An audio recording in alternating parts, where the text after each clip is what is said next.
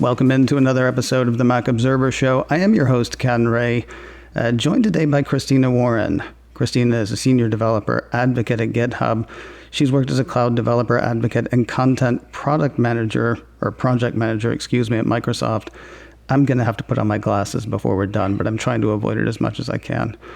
She's written for Gizmodo and Mashable. She has hosted shows including Rocket and Overtired, which is one that I really got into a couple of years ago. We'll talk about that off mic.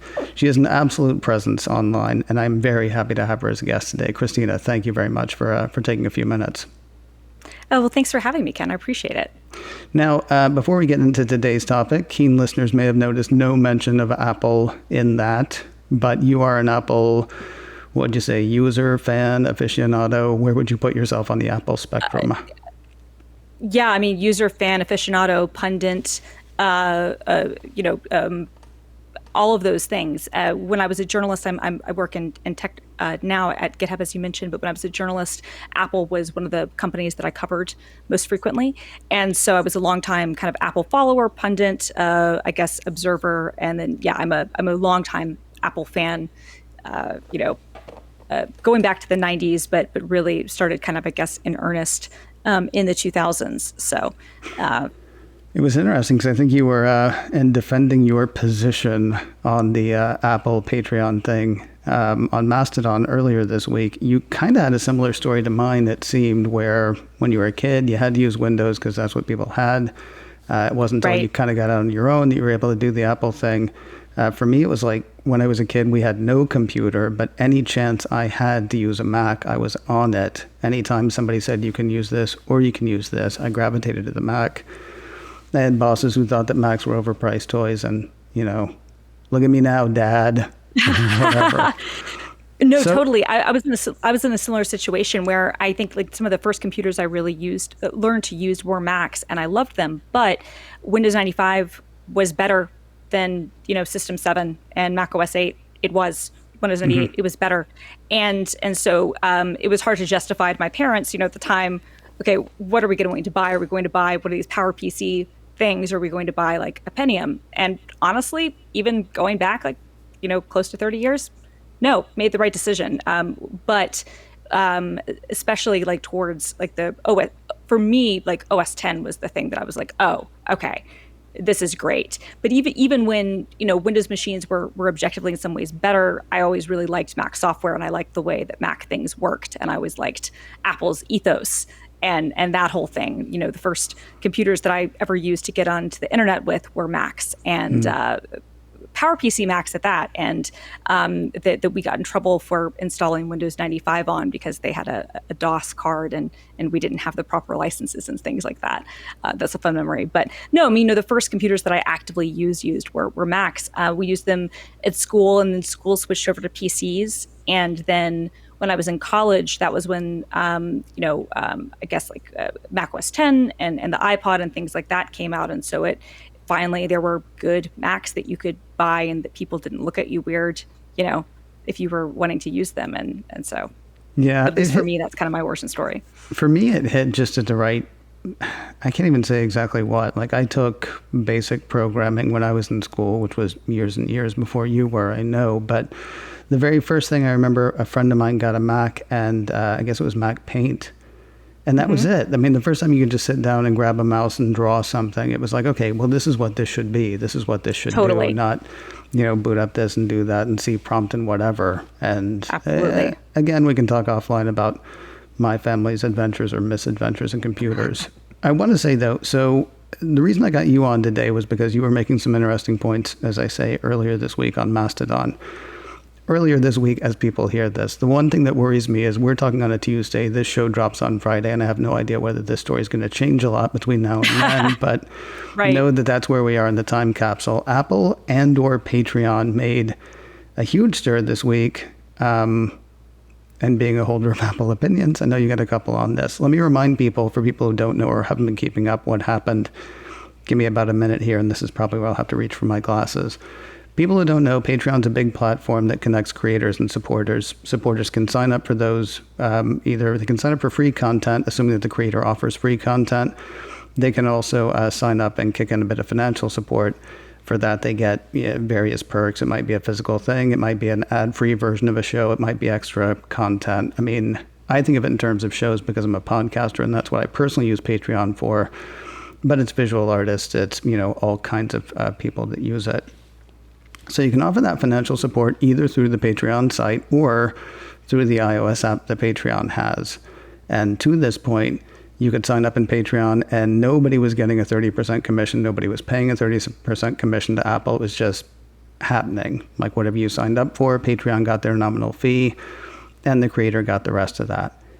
And that's all going away now. Apple is requiring that Patreon use their in-app purchasing system and remove all other billing systems from the Patreon iOS app by November of 2024. That means that starting in November, new memberships purchased through the iOS app will be subject to Apple's 30% App Store fee. So let's do a quick example. Let's say Christina has a level of support that's $10. If Christina does not do anything, come November, anybody who signs up new through the iOS app for that $10, Apple's going to get $3. Patreon's going to get their, I think of it as a nominal fee. I don't even know how much it is. I'm pretty sure it's less than $1.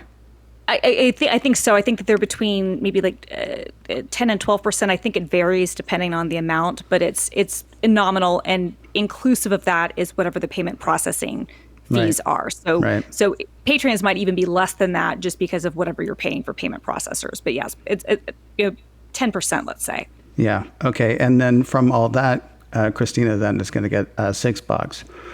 That's if she doesn't change anything. Now, people who sign up through patreon.com will be paying whatever they were paying. There's no commission for Apple, obviously. The other thing that Christina can do, because in that situation, she's eating Apple's 30% commission. The other thing she can do is raise her price in the app. So this is not, the math doesn't work on this, but let's say she raises it to $13. Apple gets their $3. She still gets whatever she got. And like I say, I know that math is not right. Don't at me on that whole thing. Now, as I understand it, prices for current supporters, even if they signed up through the iOS app, they're going to stay the same because right now, Patreon doesn't even use Apple's in-app purchase mechanism. It's not even an option, which makes sense because Apple doesn't offer that as an option outside of the EU because of the whole Digital Markets Act thing. There's one other thing that is changing for everybody, though. If you're not supported by Patreon, you wouldn't know this, but there are two ways, basically, that the creator can bill, either at the beginning of the month for everybody, or they can do a rolling subscription thing. Apple's system does not support charge everybody at once. It only does the rolling subscription thing. And so even if you've got nothing to do with that, even though you had nothing to do with it, everybody for Patreon now is going to be going to the rolling subscription thing because we all do what Apple says. All right. Did I miss anything? No, I think that's it. And I think the only other thing is that although Apple will give, or I guess Patreon will give users, or creators the right to raise whatever their pricing would be within the Patreon app on iOS, because of existing App Store policies, there would be no way to explain to users why there would be a price difference if you subscribe one place versus another. And that's been a longstanding complaint that many people have had for a long time. But I think that the more important aspect is that, at least from what Patreon says, there is not a way for creators to say opt out. So if I, as a creator, said, well, you know what? I don't want anyone to be able to subscribe to me in the iOS app because I don't want to either have to raise my prices and have, a weird difference between what a price is on one platform versus another, and people will get upset. But I also don't want to potentially be giving up 30%, which is a significant amount of money, especially since I'm already paying fees to the company that's actually providing the service that I'm using. I just don't want to let people sign up to use to subscribe to me in the Patreon app at all. As it seems, at least according to what Patreon has said, that is not an option. And so it's kind of an all or nothing thing. And so, and I think that Patreon has kind of alluded that if they or if creators were to say, we don't want to participate at all, then Apple would simply remove the Patreon app from the App Store. That's okay. Well, that's annoying. But let's circle back to a few things. First of all, there was a quote that I was thinking about as we were preparing for this conversation. I think it was Sean King, who I think used to do Your Mac Life, said, love Apple products, but don't love the company. Is it fair to say that you're angry about this? Because it seemed like you might have been, or is that just me reading and putting my own inflection into the Mastodon post that I was reading?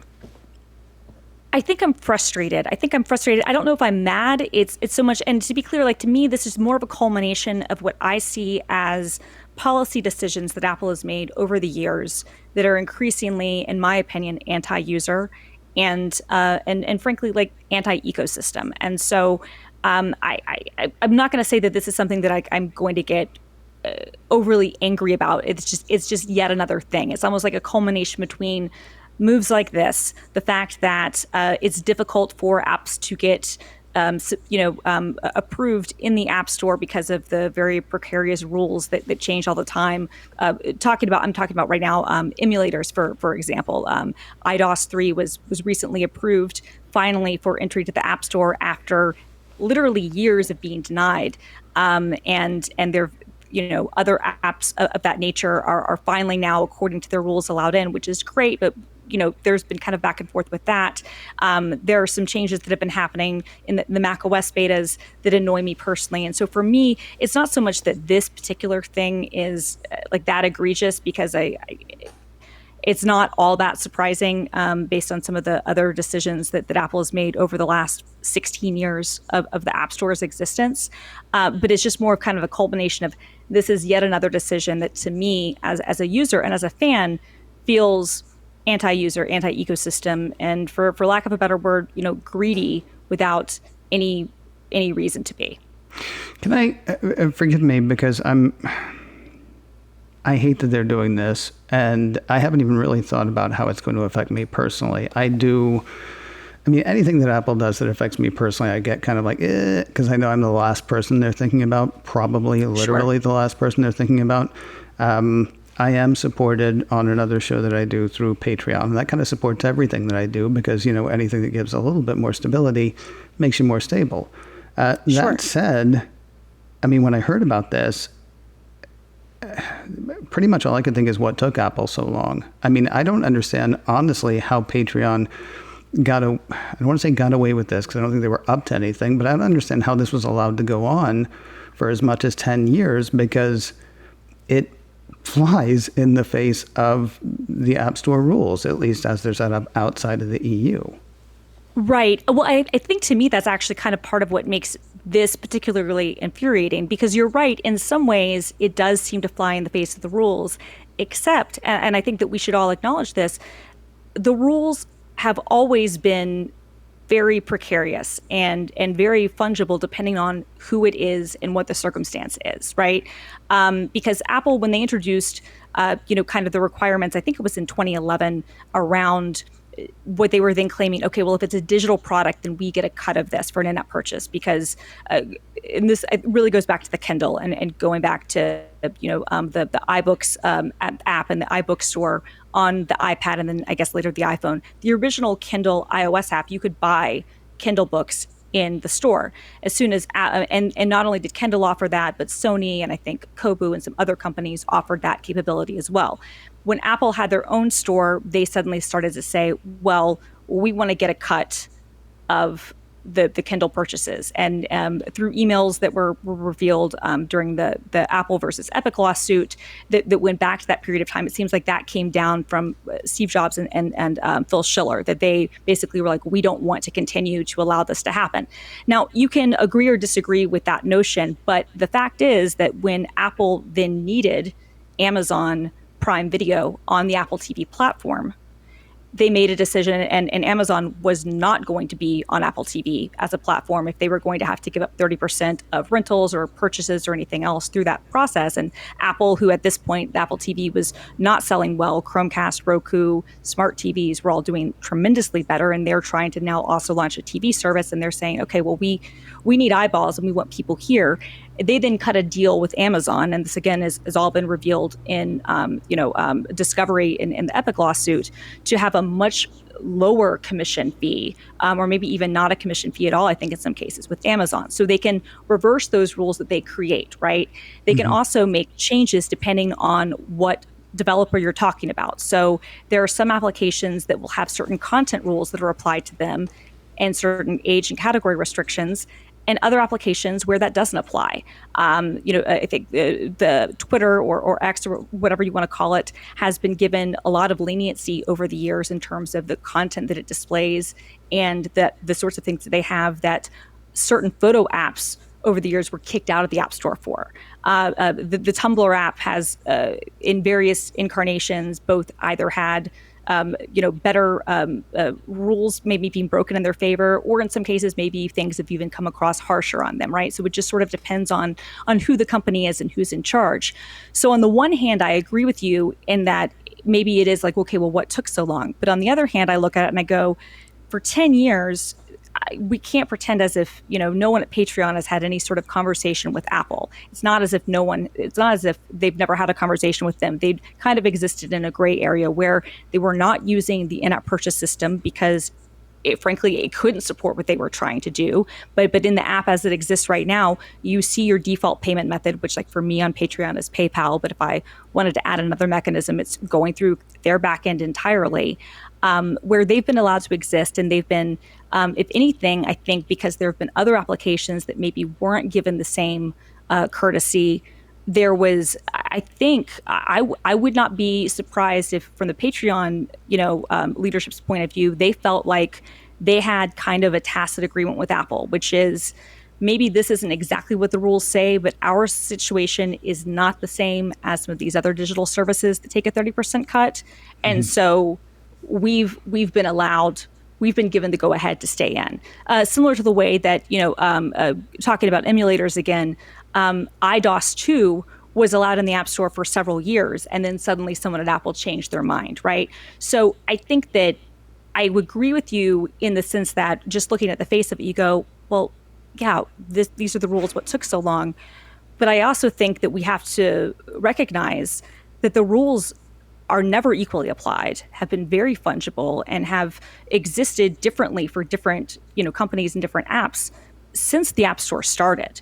So I think you're both right, but I also think that, we all need to stop pretending like this has ever been fair and that this will ever be fair, because it's not. And it never has been. And that's okay. But we should just stop pretending like it's ever been an equal playing field or that everyone is treated the same way, because we all know that's not true. I will say I'm glad we had this conversation, because even when we were talking on Mastodon earlier today, I was still kind of where I was. And you're right. I mean, when you bring up those specific examples, it's kind of hard to disagree with that. There's another thing that makes this seem a bit more egregious, and letter of the law, blah, blah, blah. The thing that makes it seem a bit more egregious is, well, there are a couple. Patreon is like, look, Apple's going to charge us the 30%. We got to pass that on to you. Well, I'm making, I think it's on my Patreon page, but I'd rather not say it out loud. It's not a lot, though. It's a lot compared to some other creators. It's not nearly as much as some other creators make. It is what it is. Patreon coming to me and saying, right, we're going to have to take that 30% from you, and coming to everybody else who makes a lot less than me and a vast number of people who make a lot more than me and saying, we're going to need 30% from all of you guys. I'm kind of curious where Patreon is and maybe absorbing some of this. And I'm not saying, well, it's their fault, they should do it, although they were the ones that entered the App Store without a clear idea of what's going to happen, and suddenly this is a thing that's happening. Basically, I want to throw a few ideas at you and see what you think. What do you think of the possibility of Patreon absorbing some of that cost? Well, I mean, I think that if Patreon could, I think they would. To my knowledge, Patreon is either not profitable or is nominally profitable. So that's the first thing. And every time Patreon raises any of their prices, I think that puts them in a bad position. But I think that's the big thing, right? It's to say we now have to absorb this cost, 30%. That's significant. I think frankly, that would be the sort of thing that would bankrupt Patreon. Okay. And they wouldn't be able to continue to exist, or they would have to, on the flip side, say, well, we're now going to take 50% of your revenue as creators, Right. so that we can pay the Apple fees, right? Which also, I mean, the difficult thing here is I don't know, and this I think would be telling. Apple knows this number, Patreon knows this number. We don't know this number. I don't know what percentage of transactions are actually initiated for the first time within the Patreon iOS app. My guess would be that it's fairly low. I would say probably 20%, right? The app isn't great, but I think a lot of people, you consume things in different ways. Yes, you can discover content inside the app, but I was trying to think about it. I've used the Patreon app because sometimes it can be a better experience for watching some types of content. But a lot of people that I support on Patreon, I'm not using their app at all. I'm either supporting them just as a one-off experience, in which case, if I'm not getting anything digital behind it, but I'm just supporting the creator of OBS, which is one of the things I do. I give him, I think, $20 a month. I don't necessarily know why what's essentially a tip should be something that Apple should get a cut of in any regard, right? But they don't have a mechanism to tell the difference between that. There are some cases where maybe I'm getting a digital download, and maybe Apple could make that argument. In some cases, you're getting physical things, which Apple's own rules say their 30% cut isn't supposed to apply to. So I think some of those things are a little bit iffy. But I think that I don't know how many people are actually choosing to find and support creators through that app. I would guess it's probably 20%. And so, but who knows? But the fact that, Patreon now is conceived would potentially have to, kind of put their whole business at risk to absorb those costs could still be significant. And so, that now if it comes out that 90%, and I don't think this is true, but say 90% of all Patreon, transactions are happen through the iOS app. I don't know. Maybe you can have a slightly different conversation, but I think that's where this gets difficult, because I don't think that the majority of people are backing and signing up for Patreon through their mobile apps. I got to say, until this story hit, I honestly didn't know that people could sign up to support through the Patreon app. I mean, and I don't know that was actually a thing that was going when I started with Patreon, which I can't remember how long ago that was. Now it was that long. But I've always said patreon.com/whatever. I'm not going to say it, right, because this is not that show, but some of you know. So I guess one of the other questions I have then is, I mean, there are a few things, because this does seem to be, I can't think of the proper terminology. There's a great little analogy I was going to use, and it just totally escaped me, so never mind. These are individual creators that Apple, for all intents and purposes, is now saying it's going to cost you 30%. I know Apple's not saying that to the individual creators. Apple is saying that to Patreon. Patreon is turning around saying that to the individual creators. What I wonder about are things like, I might have read this on Gruber, I might have read it someplace else, I'm not making $1 million. How is it that I have to pay the 30%? And somebody said, well, it's not you that Apple's charging, it's Patreon that Apple's charging. But then Patreon's turning right around and charging me. That seems hinky. Yeah, no, I agree. And I mean, I think that this is a difficult mechanism, which I think is why some people have said, well, maybe the solution, and I tend to agree that I think that this solution is just kind of kicking the can down the road a little bit more. I don't know if it's actually a solution, but it's to say, oh, well, there should be a separate category for creators, because what's difficult about this, and I think this is something that Gruber kind of said on Daring Fireball, was that, there's only room for one middleman. And I think that's true, because on the one hand, you're correct, right? Like, very few individuals on Patreon are making enough money from it that they would not qualify for the 15% fee. And to be clear, 15% for some users would still be too much, right? But depending on how many new signups you are getting versus how much you might get otherwise, maybe some individuals would say, you know what, I'll pay that as an acquisition cost, right? I can build that into my cost of acquisition, my cost of new patrons. Fine.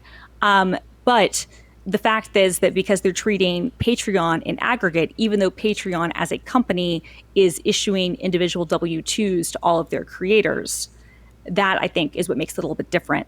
Patreon, I can maybe kind of understand the perspective. Again, like, Patreon is the one who's sending the W-2s, but the way that it's billed on my credit card or PayPal or whatever, it's still coming up Patreon.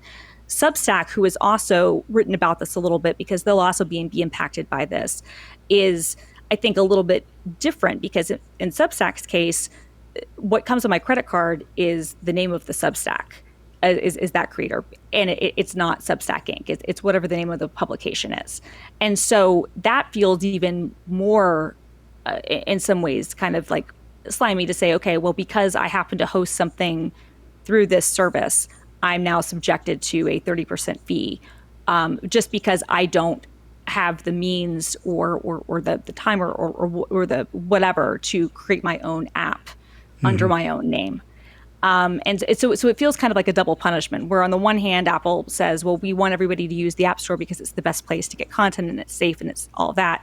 But on the other hand, if any other platform tries to exist to fill in holes to do things that the App Store is not designed to do, and the App Store is not designed for individual memberships, it's not designed for individual sales, it's not designed to give tips and to do things like that. And I don't think that it should be, right? I think that kind of gets Apple out of its lane a little bit more, and I don't even know what the benefit, I think there are a lot of risks if they were going to go into that area, frankly, right? I think that, so on the one hand, you're saying, please come to the store, do these things. But on the other hand, if you happen to use a platform that wants to take advantage of the store, you're going to be dinged twice and you're going to be charged, doubly. And I guess Apple's response would be, well, if you're that concerned, then don't use these platforms and just build your own app. But that's not really a solution for a lot of people. And that ignores the network effects that can exist for these platforms and why people use these platforms too. So. Yeah, there was, well, yeah, I'm too busy doing my show to learn how to do an app. I guess is really what it come down to. But let me go back to this. May go back to the question or the numbers you were throwing around earlier. Of is it 20% who are signing up through the iOS app or 90%? What do you think of the idea of Patreon turning it into what I honestly wish they had always done? Just sort of a reader/creator app. Take away the part where people can sign up through the app at this point. Because I'm kind of laboring under the conception, maybe misconception, that you are, that most of it's happening online anyway. What about just taking away that part of it, and then everybody who's still on there can ride, and we just keep telling people, patreon.com/blank. If they were allowed to do that, I personally, that's what I would do. But what seems unclear based on what Patreon has said is that it makes it seem as if they don't use any in-app purchase, if they just try to use this as a reader mode, they might not be allowed in the store. And we have seen with applications before, the Hey email app and then even their calendar extension, where when they've tried to use the reader exception, Apple has said, oh, well, you don't qualify for that.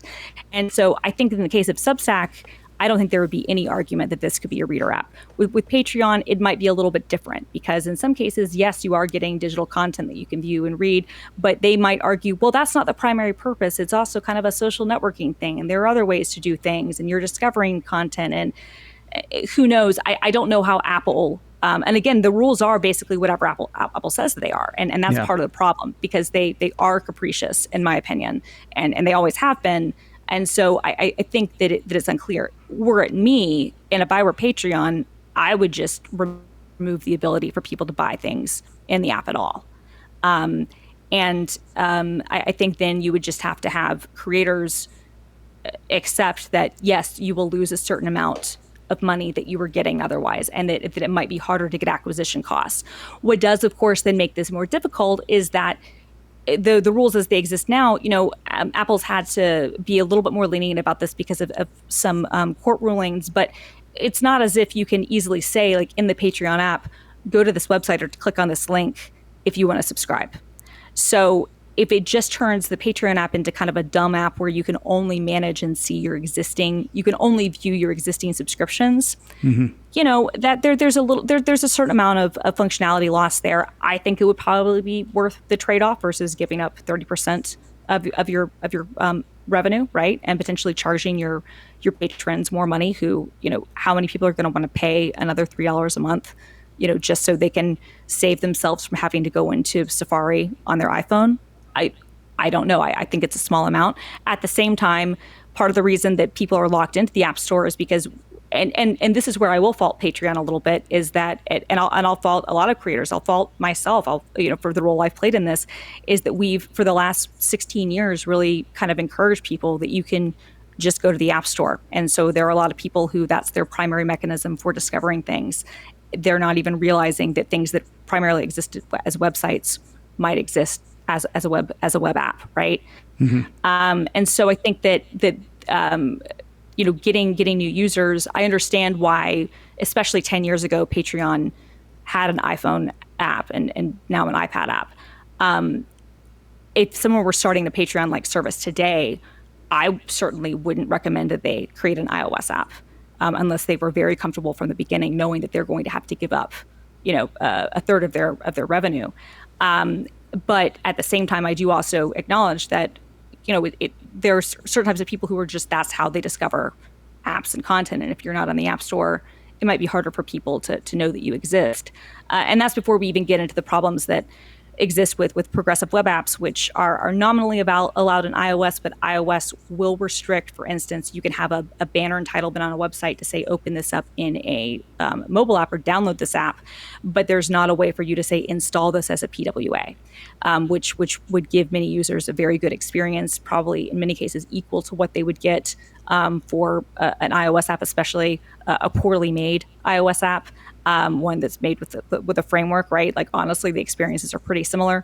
So, Apple goes out of the way to really limit what sort of discovery these applications have for their alternate storefronts. And I think, again, like, I don't mind if your primary application is a native experience. If you're talking about a game, for instance, right? Like, I was not in favor of what Epic was arguing. I think that if you're Epic and you're creating a game on iOS and you're doing an in-app purchase on iOS, it's fair to give 30% or whatever the cut is to Apple for those purchases. Now, maybe should there potentially be a cap? Should there maybe be other things that could go into it?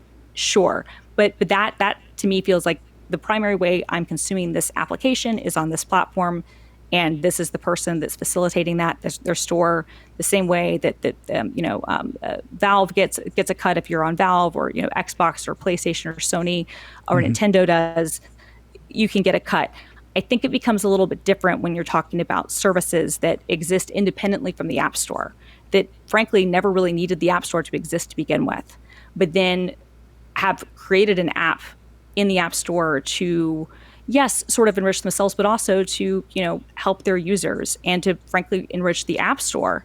And then you're saying, okay, but because this is digital, we get 30% of everything that happens here, even though we didn't facilitate anything that happened in this app. And if anything, like, the App Store and the overall Apple ecosystem is better because these sorts of things exist, versus, having people trained to do what we did, before there was an app for that, which would just be, to go to the website or use Google or whatever. Yeah.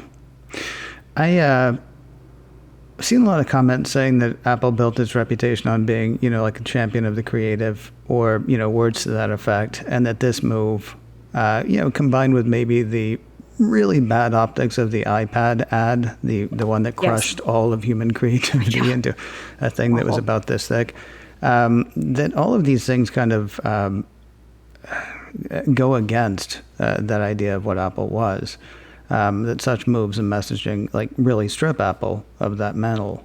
When we were talking about their hardware, you said you really liked Apple's ethos. Curious where you land with things like this. Yeah, I mean, I agree with that. I mean, and look, I think that Apple can make good software. I've been, I have my own kind of annoyances with how certain things can be, but as I'll argue, I criticize because I love it. I want to make that clear. I'm a fan, and that's one of the reasons why I'm a vocal critic, is because I like it. I want the platform to be better. I want the ecosystem to be better. It still is better, in my opinion, than all the other alternatives.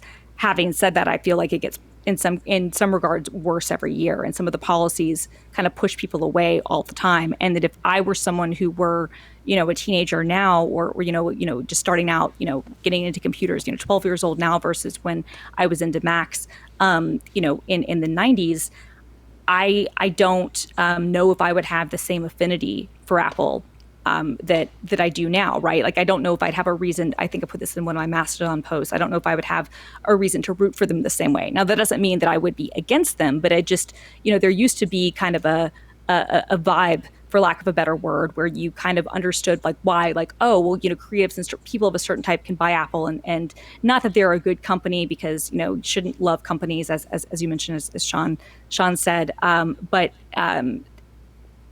you can love the products or the things, not the companies. But there was something about that I don't know if that same affinity exists with people today, especially people who are plugged in today. The one thing about this that just seems so silly to me, I can understand, even if I don't agree with the cut, and even if I think that there might be some antitrust things just because of the competitive nature that Apple Music has versus Spotify. But I can understand, for instance, saying, okay, so Spotify, if you're going to use our platform and use our service to get new users, we should get a cut of this. And I can kind of understand that argument. But there's also very real money to be made there, right? Like Spotify has hundreds of millions of users. Patreon's, according to their own figures, and I kind of ran the numbers. They put in what their revenue is, I guess, what they pay out to creators. So this is after their cut. I think their March 2024 numbers, I think it was something like $24 million. So let's just adding 30%, or not 30%, adding, I guess, 15%, so to speak. I kind of ran the numbers. That's about $310 million a year in net income. So not taking into costs and not saying, how much, that's not Patreon's cut. That's just the total amount of money they're representing. Now, if we take that figure, even if we assume that 100% of that would be going, the 30% cut would be going to Apple, let's just say that, we're talking like $94 million. Now, that's not nothing, but that is 1/1000th of a percent of what Apple's services revenue is. Or 1/1000th, not 1,000th of a percent, 1/1000th of Apple's service revenue for the year. So, it's $94 million. Like Apple spends more on that on, a TV show, right? Like, yeah.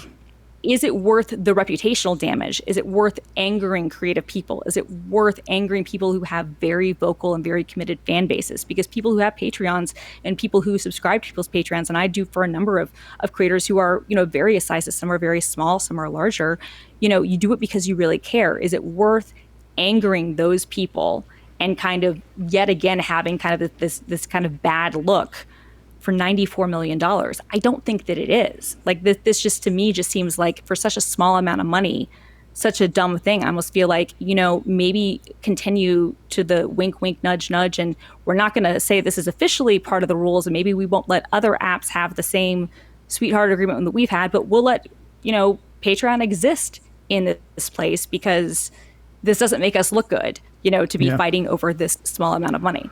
So I've got actually 3 more questions for you, and they are about the 3 parties in this. I think the answer is Apple is not going to address it, but the question I have is, do you think Apple should? I don't know, because I think that if their only response is to be like, these are our rules, and this is all the value that we give developers, which, that's neither here nor there, I don't think that's effective. So if that would be their only response, I don't think they should respond. I think that unless they can make a very solid argument as to why, hey, we tried to work with them and we had these other mechanisms or we have these other options for creators. No, I to be honest, I don't think that it works in their benefit to address this, because I don't think that it will change anyone's opinion. And it's kind of one of those no-win situations for them, to be honest. And to be clear, also, this is completely of their own doing. So, sometimes you have to own that, and that's okay to not respond to, every amount of criticism that you get, especially if you're going to continue on. So no, if all they're going to do is just kind of reassert the things they've asserted before, I don't think that there's a way.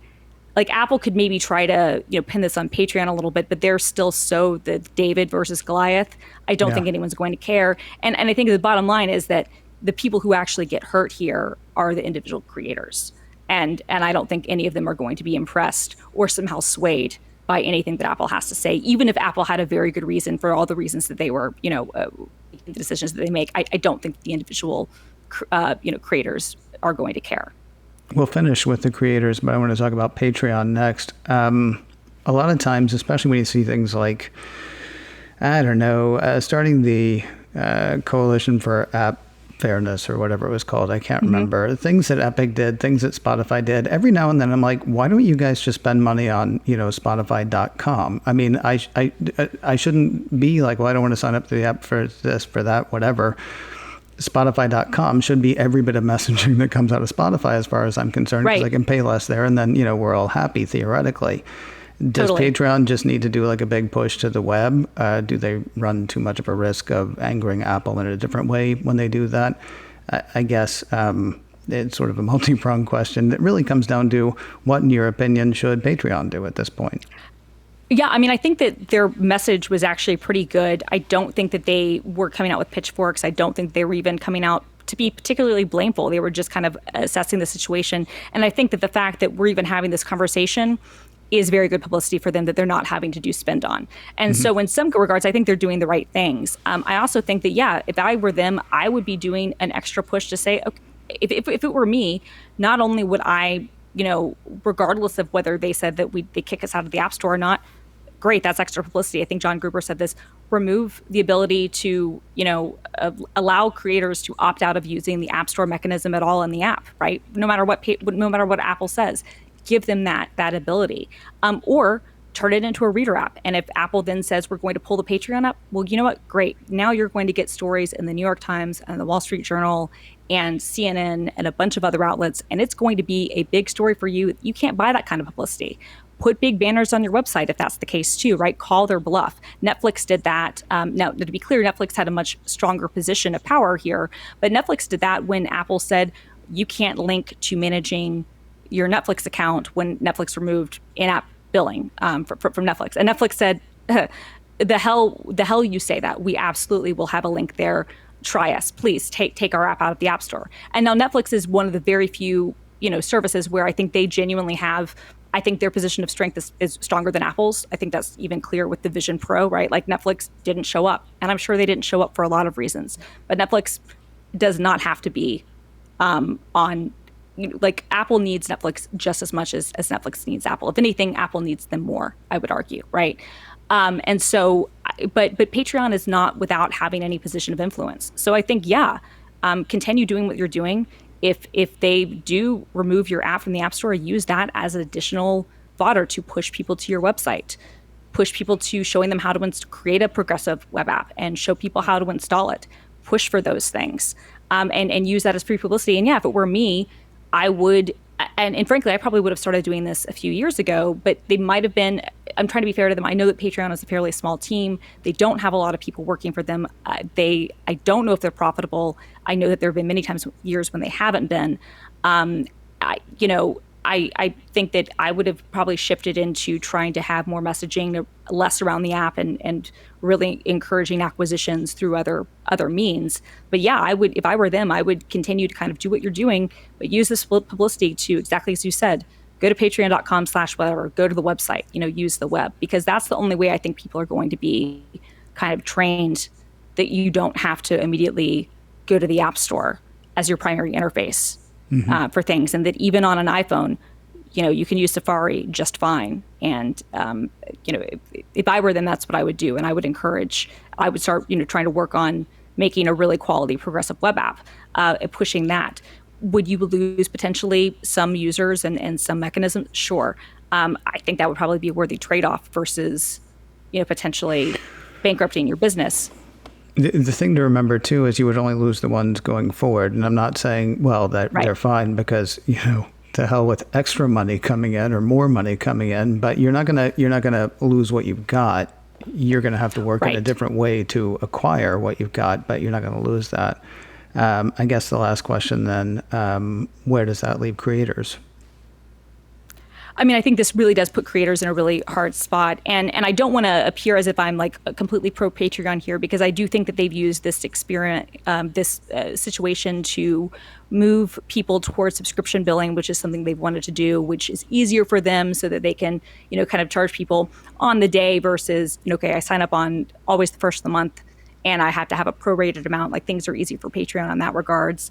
And they've made some other decisions that some creators have not been happy about. So I don't want to discount that. But I think they're kind of in a precarious situation because none of this has been under their control, right? They are at the mercy. They're the real losers in this, and they're the ones that I'm angriest and saddest for, because they're at the mercy of both of these companies, right? They don't have an official relationship with Apple unless they happen to. I mean, some of them do, because they might have their own apps in the App Store. But most of them, at least through their Patreon relationship, they don't have a relationship with Apple. They've just been, serving their content on a marketplace that happens to be in an app store. And now they have to think about things like, okay, well, do I want to raise my prices? Do I want to keep and risk alienating and angering, my potential fans? Do I, especially as I said, this is what's egregious to me, and this I really do think is unfair of Apple, is that if there is a price discrepancy, there should be a reason. Like creators should be able to let their users know the reason the price is this is because of where it is.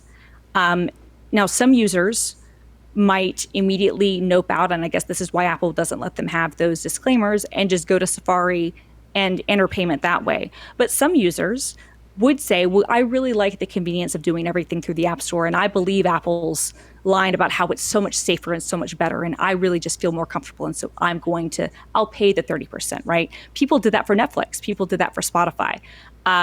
So some people might do that for Patreon, but you're not allowed to tell them why there's a price differential. And I think that is puts them in a bad situation, but it also just kind of puts them, they're at the mercy of these two companies who, if you don't want to do that, you're risking losing 40% of your income through these services to fees. And I think I'm not on Patreon right now, but I've used it before, and I definitely support a lot of people on it. I don't think there's anything that Apple could say to me as an individual creator that would make me feel like the 30% fee is justified. Because from my perspective, this is my relationship. It's not as if you're promoting me as an individual on the App Store, right? Yeah. Maybe Patreon gets a mention, maybe, but me as an individual, I don't. So none of this is helping me. And so all the reasons that you say that your fee is fair and right and all the things that you do, none of that applies to me, because I didn't choose to be on your platform. And if anything, this would discourage me from being like, well, I'm certainly not going to spend the time and money and resources to create my own app, that where I might have, be able to only take a 15% cut, right? Let's assume that, because if I make under $1 million a year, I don't know. I feel like they're the ones who are just really getting the short end of the stick, and it does feel unfair. I will say I've been following you on the various socials. I'm off Twitter now, thankfully, but I've been following you on the various social for years, and you are thought-provoking. And I really can't thank you enough for joining me to talk about this stuff today. Before we go, though, it's not fair that I'm the only person following you on the socials. Let other people know, if you would, where they can find you or where you want them to go. Sure. So I am film_girl on most social networks. I'm film_girl at mastodon.social, film_girl on Threads. I am still on Twitter, not as actively, but I need to use it for work, film_girl there. I am on Blue Sky. That's filmgirl, one word, because they don't allow underscores. And if you like hearing the things I have to say, I do a podcast, as you mentioned, called Overtired, that we put it out semi-regularly with Brett Terpstra and Jeff Severance-Gunzel, and that's overtiredpod.com. I feel compelled to let people know they work blue on that show. So if you're fine with that, it's honestly I fall back and forth on it. I've been kind of off it lately, but that could be... It's okay. Well, we'll talk another time about that as well. We can talk another time about that, but yeah. Sure. Yeah, Overtired is yeah. You're getting a thumbs up from me. Christina Warren, thank you so much for jumping on and taking time with us. Hopefully this conversation is not moot by the time it hits, but even if it was, well, at least you'll know what we were thinking. Thank you very much for taking time. Thank you, Ken. I really appreciate it. Thanks for inviting me on. This was a great conversation.